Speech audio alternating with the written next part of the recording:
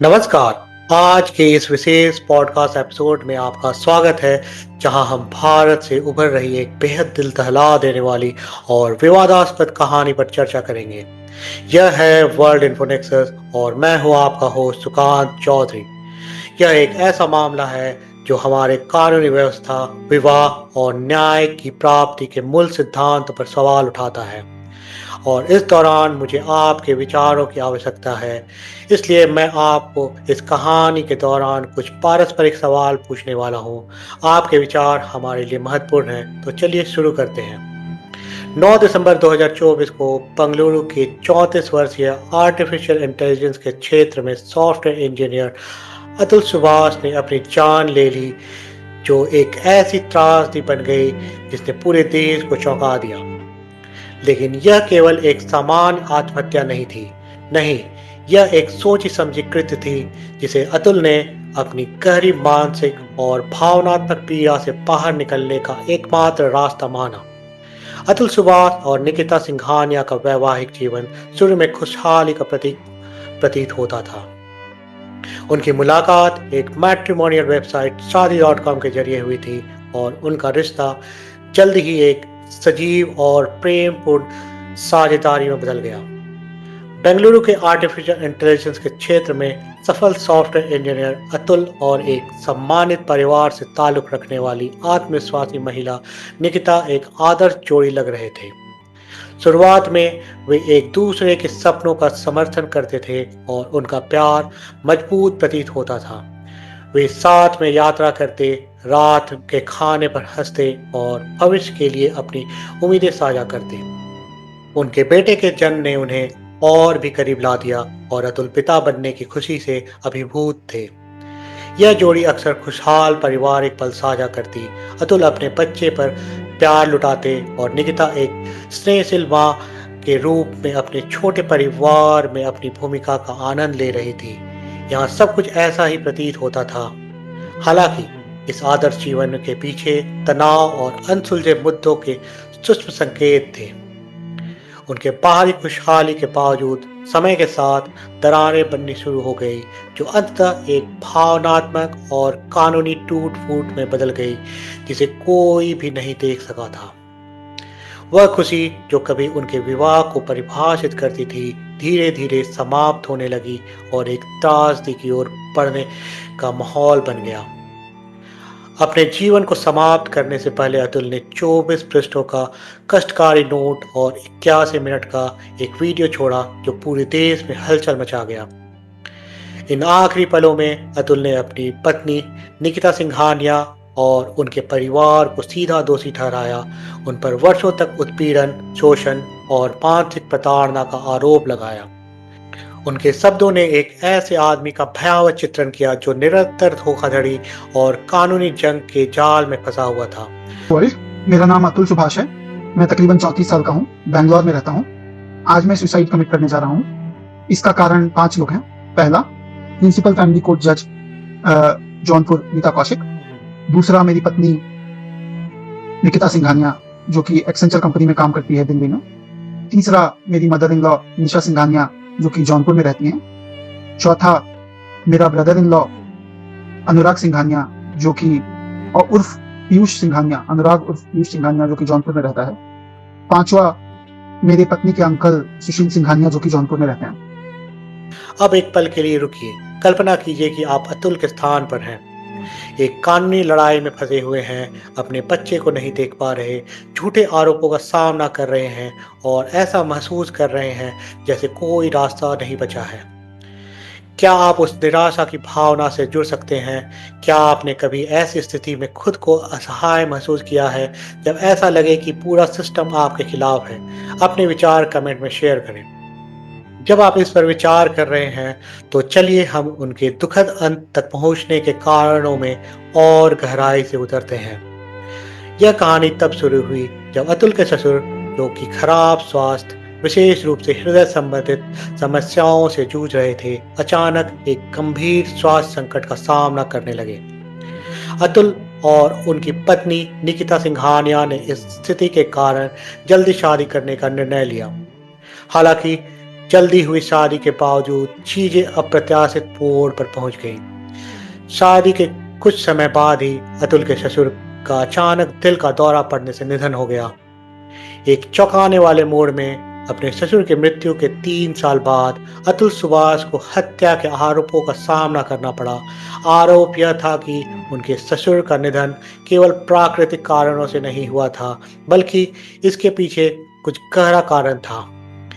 यह दावा किया गया कि अतुल द्वारा दहेज की मांग और निकिता के साथ किए गए उत्पीड़न के कारण ससुर की मृत्यु हुई। हालांकि निकिता के पास इन आरोपों का समर्थन करने के लिए कोई प्रमाण नहीं था। फिर भी सवाल यह है कि हत्या के आरोपों के लिए एफआईआर दर्ज करने में 3 साल क्यों लगे।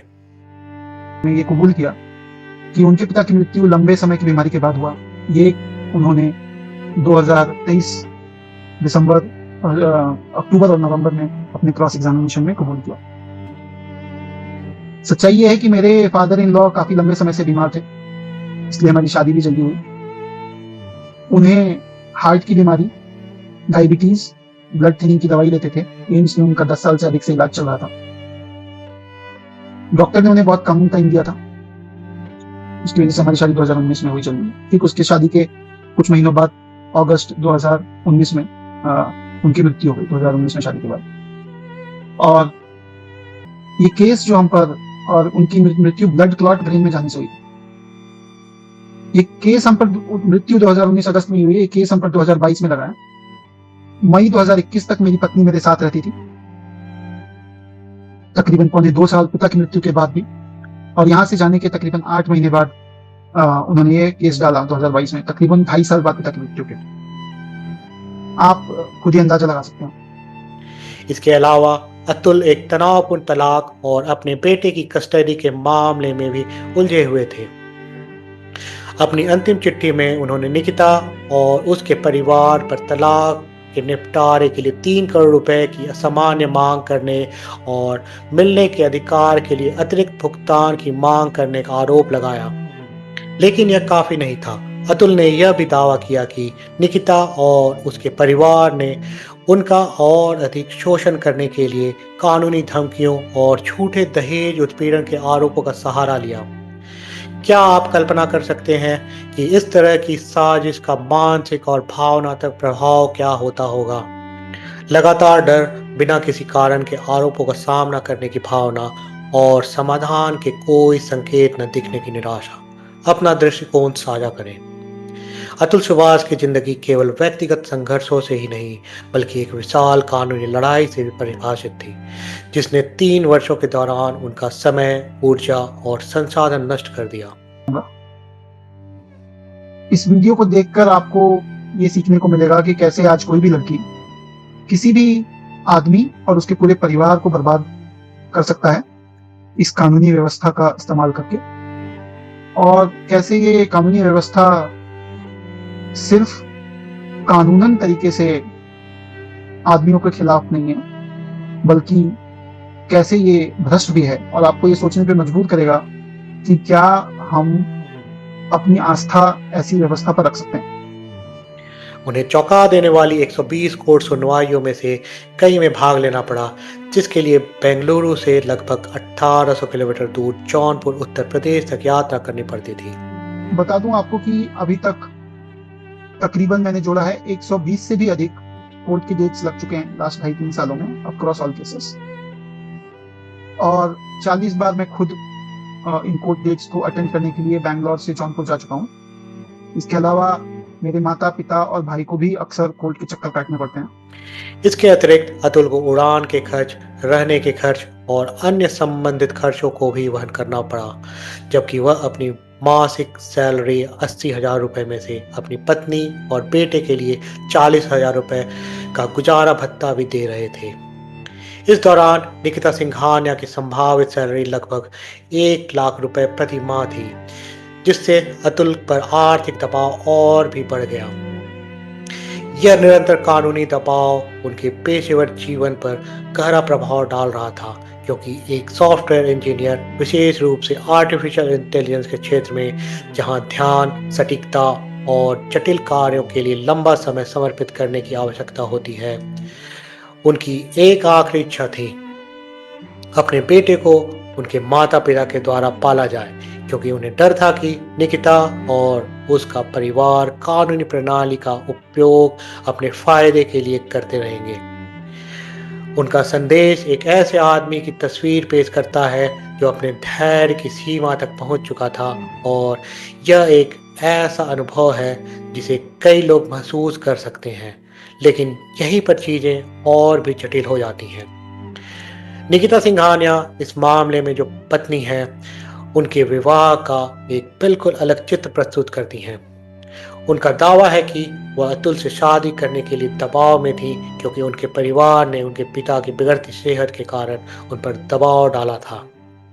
वह अतुल और उनके परिवार पर शोषण करने, दहेज की मांग करने और शारीरिक तथा मानसिक उत्पीड़न का आरोप लगाती हैं। उनका कहना है कि उनकी मां ने उनके बीच तनाव को और बढ़ावा दिया। तो यहाँ दो पूरी तरह से विपरीत कहानियां सामने आती हैं। अतुल अपनी पत्नी और उसके परिवार के हाथों शिकार होने का दावा करते हैं, जबकि निकिता खुद को अतुल और उनके परिवार के शोषण का शिकार मानती हैं। आपका क्या विचार है? क्या इस स्थिति में दोनों पक्ष पीड़ित हो सकते हैं, या क्या एक कहानी को अधिक महत्व दिया जा सकता है? आपको क्या लगता है, असल में सच्चाई क्या है? अपनी राय मुझे बताइए। हालांकि कस्टडी की लड़ाई इस चल रही त्रासदी का एक और दुखद अध्याय बन गई है। अतुल के पिता पवन मोदी ने अपने पोते की वापसी की मांग करते हुए एक औपचारिक शिकायत दायर की, जिसमें उन्होंने बच्चे की सुरक्षा को लेकर गंभीर चिंता व्यक्त की। चीज तो है, बाकी वो तो शहीद हुआ है ना। मैं तो ये समझता हूँ कि मेरा बेटा शहीद हो गया है। जैसे भगत सिंह शहीद होकर के राष्ट्र को संदेश दे के आज़ादी दिलवाया है, तो इस बुरे हम समझते हैं करप्शन जो चल रहा है अदालत में और न्याय में, उसको जरूर नरेंद्र मोदी जी और जो न्यायपालिका है, सुप्रीम कोर्ट और उनके जो उच्च अधिकारी हैं, न्यायाधीश हैं, उनको चाहिए कि ये न्यायालय जो है एक मंदिर है, वहाँ पर बैठा हुआ इंसान यदि करप्शन करेगा तो फिर और अतुल सुभाष का ऐसा करेंगे। मैंने उसकी यही भावना थी कि और कोई अतुल सुभाष ऐसा नहीं करे, कानून में सुधार हो। ये कानून का जो गलत दुरुपयोग हो रहा है उस पर संशोधन करने की ज़रूरत है। और हमारे परिवार को न्याय एक ही चाहिए कि हम लोग यदि दोषी हैं तो उसका जांच कराया जाए, और मेरे पोता को कम से कम यदि न्यायपालिका में कोई ऐसा प्रावधान हो कि हम लोग को दिए जाए, तो हम लोग सोचेंगे कि ये बहुत बड़ा एहसान है हम लोग के परिवार पर इस न्याय का। यही हम मान के चलते हैं भाई साहब, और कुछ हम नहीं बोलेंगे। इस दृश्य की कल्पना करें, एक शोकाकुल दादा जो अपने बेटे की अंतिम क्षणों में सांत्वना नहीं दे सका, अब अपने पोते को उस स्थिति में से बचाने के लिए बेतहाशा संघर्ष कर रहा है जिसे वह खतरनाक मानता है। पवन मोदी ने सार्वजनिक रूप से कहा कि अगर उन्हें कस्टडी नहीं मिलती तो उनका परिवार अपनी जान देने तक पर विचार करेगा। यह भावनात्मक दर्द स्पष्ट रूप से महसूस किया जा सकता है ना? अपने ऊपर सब लेके अपना मेरा बच्चा सब बर्दाश्त किया, हम लोग को भी नहीं सहने दिया, अपना कष्ट अपने झेलता रहा अंदर ही अंदर। मार्च के महीना में वो गया था, मार्च के महीना के बाद जब आया ना तो कहा कि पापा वहाँ का जो मीडिएशन का जो जज है, चाहे जो भी लोग है, वकील है चाहे जज है, जो भी है, वो वहाँ की कानून व्यवस्था जो लॉ है अपने भारत का, उस लॉ से नहीं चलता है। लोग उस लॉ को मानता ही नहीं है। जो ये बता रहा था कि इस धारा में ये लॉ होना चाहिए, तो वो उसको हाई कोर्ट के, सुप्रीम कोर्ट के लॉ को भी नहीं मानता था। उनको तो 40 बार बेंगलोर, कम से कम 40 बार गया होगा बेंगलोर से जौनपुर।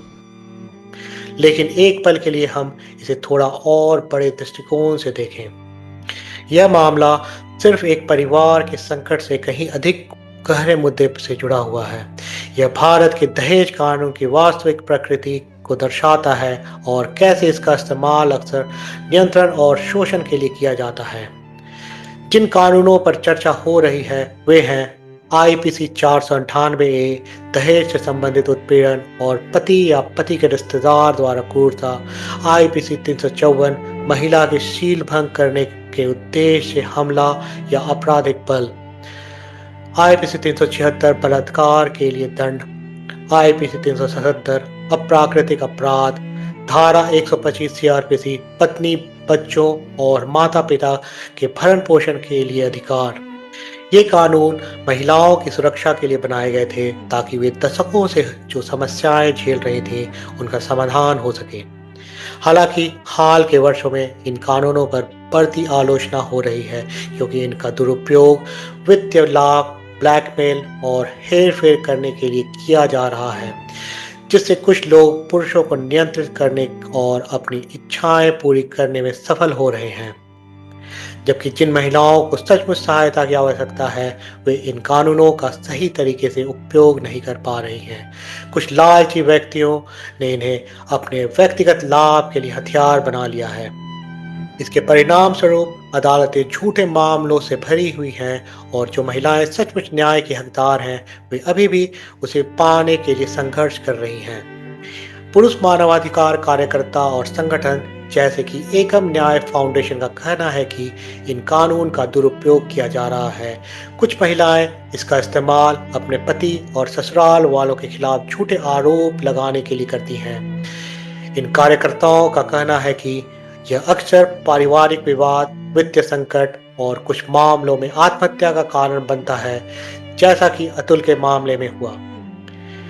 इस कानून के सबसे मुखर आलोचकों में से एक दीपिका नारायण भारद्वाज का कहना है कि यह कानून स्वाभाविक रूप से लिंग भेदभावपूर्ण है और महिलाएं इसे व्यक्तिगत लाभ के लिए दुरुपयोग कर रही हैं।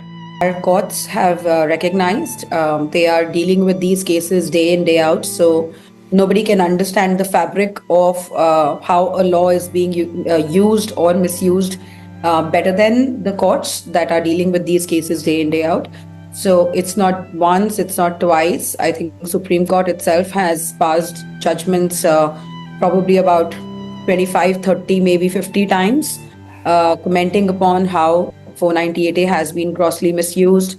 As recent as last week, Supreme Court once again said that the law is being misused by wives to make the husband give in to her unreasonable demand. क्या आप सहमत हैं? क्या आपने सुना या देखा है ऐसे मामलों के बारे में जहां वह कानून जो पीड़ितों की रक्षा के लिए बनाए गए थे उनका दुरुपयोग कर दूसरे पक्ष का शोषण किया जा रहा हो? इस असंतुलन पर आपका क्या विचार है? नीचे कमेंट्स में अपनी राय जरूर शेयर करें। यह एक चिंताजनक बात है। भारत में इस कानून के दुरुपयोग के कारण पुरुषों में आत्महत्या के मामलों में वृद्धि देखी गई है। अतुल जैसे पुरुष जो झूठे आरोपों, आर्थिक शोषण और कानूनी हेरफेर के कारण फंसे हुए महसूस करते हैं, अक्सर खुद के लिए कोई रास्ता नहीं पाते। एक पुरुष की हताशा और मानसिक पीड़ा कभी कभी अनदेखी या नजरअंदाज की जाती है। क्या यह चौंकाने वाली बात नहीं है? द लैंसेट रीजनल हेल्थ की एक रिपोर्ट के अनुसार पिछले 7 वर्षों में भारतीय पुरुषों में आत्महत्या के मामले 1/3 बढ़े हैं। 2014 में 89,129 पुरुषों ने आत्महत्या की, जबकि महिलाओं की संख्या 82,521 थी। यह अनुपात 2021 में 2.64 गुना बढ़ गया। इस साल 1,18,989 पुरुषों ने आत्महत्या की, जबकि 45,026 महिलाओं ने आत्महत्या की। वहीं दूसरी ओर महिला अधिकारों के समर्थक यह तर्क करते हैं कि दहेज कानून अभी भी महिलाओं की रक्षा के लिए महत्वपूर्ण है। दहेज से जुड़ी हिंसा और हत्याएं भारत में एक विनाशकारी महामारी बनी हुई है। आधिकारिक आंकड़ों के अनुसार 2017 से 2022 के बीच 35,000 से अधिक महिलाएं दहेज से जुड़े मामलों में मारी गईं। समर्थकों का कहना है कि इस कानून के दुरुपयोग का मुद्दा वास्तविक है। समाधान यह है कि झूठे आरोपों के लिए सजा और लागू करने में सुधार किया जाए, न कि उन सुरक्षा उपायों को समाप्त किया जाए जो महिलाओं की जान बचाते हैं। आपका क्या विचार है? क्या आप मानते हैं कि महिलाओं की सुरक्षा के लिए यह कानून अब भी आवश्यक है, या फिर आपको लगता है कि इसका दुरुपयोग इतना अधिक हो चुका है कि यह एक बड़ा खतरा बन चुका है? हमें कहाँ रेखा खींचनी चाहिए? नीचे कमेंट्स में अपनी दृष्टिकोण साझा करें। जैसे जैसे यह मामला सामने आता है, एक बात स्पष्ट होती है, कानूनी प्रणाली में गहरी खामियां हैं। यह पीड़ितों के दावे के बीच फंसी हुई है, उन पुरुषों के दावे जो झूठे आरोपों के तहत परेशान होते हैं और उन महिलाओं के दावे जो अभी भी असली दहेज संबंधित हिंसा का सामना करती हैं। सवाल यह है कि ऐसे मामलों में पुरुषों और महिलाओं दोनों को न्याय सुनिश्चित करने के लिए कौन से सुधार आवश्यक हैं। अंततः अतुल सुभाष की दुखद मृत्यु एक गहरे संकट को उजागर करती है। यह सिर्फ एक व्यक्तिगत या एक परिवार के बारे में नहीं है, यह एक ऐसे कानूनी सिस्टम के बारे में है जो अपने नागरिकों को समान रूप से सुरक्षा प्रदान करने में असफल रहा है। एक कानूनी सिस्टम जिसे तत्काल सुधार की आवश्यकता है। हमें यह सवाल करना चाहिए, हम सभी पक्षों के अधिकारों को कैसे संतुलित करें और यह सुनिश्चित करें कि कोई भी व्यक्ति उस प्रणाली से निराशा या धोखा महसूस न करे जो उन्हें सुरक्षा प्रदान करने के लिए बनाई गई है। इस पर विचार करें, हम एक समाज के रूप में कहाँ जा रहे हैं, हम अगली पीढ़ी को वास्तव में क्या दे रहे हैं। क्या हम उन्हें लिंग आधारित कानूनों की एक विरासत सौंप रहे हैं जो न्याय के तराजू को असंतुलित कर देते हैं। एक ऐसे सिस्टम में जहां महिला के शब्दों को प्रमाण के बिना सत्य माना जाता है और पुरुष को खुद को निर्दोष साबित करना होता है। हम एक ऐसे समाज का निर्माण करने का जोखिम उठा रहे हैं जहां दोष लगाना सत्य की तलाश से कहीं अधिक आसान और स्वीकार्य हो। यह असंतुलन न केवल परिवारों को नुकसान पहुंचाता है बल्कि निष्पक्षता के मौलिक सिद्धांत को भी कमजोर करता है। न्याय और समानता पर आधारित एक भविष्य के लिए हमें उन कानूनों पर विचार करना चाहिए जो हमें परिभाषित करते हैं और यह सुनिश्चित करना चाहिए कि वे सभी की सुरक्षा करें, चाहे वह किसी भी लिंग के हों। इससे पहले कि हम समाप्त करें, मैं चाहूंगा कि आप इस सवाल पर विचार करें, समाधान क्या है? हम कानून में किस तरह सुधार कर सकते हैं ताकि यह सभी के लिए, चाहे वह किसी भी लिंग के हों, निष्पक्षता सुनिश्चित कर सकें। नीचे कमेंट्स में अपनी राय मुझे जरूर बताएं। आज मेरे साथ जुड़ने के लिए धन्यवाद। मुझे उम्मीद है कि इस कहानी ने आपको कानून, न्याय और व्यक्तिगत त्रासदी की जटिलताओं पर गहरे विचार करने के लिए प्रेरित किया होगा। यदि इस कहानी ने आपको न्याय की जटिलताओं और हमारे कानूनी प्रणाली में मौजूद संघर्षों पर विचार करने का अवसर दिया है तो लाइक, सब्सक्राइब करना न भूलें और कमेंट्स में अपने विचार साझा करें। आपकी दृष्टिकोण हमारे लिए महत्वपूर्ण है और मैं आपको प्रोत्साहित करता हूं कि आप उठाए गए सवालों पर चर्चा करें। चलिए इस बातचीत को आगे बढ़ाते हैं और समझदारी और बदलाव की दिशा में साथ मिलकर काम करते हैं। आपकी राय मेरे लिए महत्वपूर्ण है और मैं बातचीत को आगे बढ़ाने के लिए उत्सुक हूँ। इस पॉडकास्ट को उन सभी के साथ साझा करें जो इन महत्वपूर्ण मुद्दों को समझने के इच्छुक हों। आइए हम संवाद को जारी रखें और सभी के लिए न्याय और समानता की बेहतर समझ की दिशा में काम करें। आपकी प्रतिक्रिया हमारे लिए महत्वपूर्ण है और इससे हमें अपने काम को बेहतर बनाने में मदद मिलती है। यह है वर्ल्ड इन्फोनेक्सस और मैं हूं आपका होस्ट सुकांत चौधरी। अगली बार तक अपने विचारों को संजोए रखें, जानकारियों से जुड़े रहें, सुरक्षित रहें और हमारे साथ अगले एपिसोड में जुड़ें जहां और भी दिलचस्प कहानियां आपका इंतजार कर रही होंगी। तब तक अपना ख्याल रखें। शुभकामनाएं।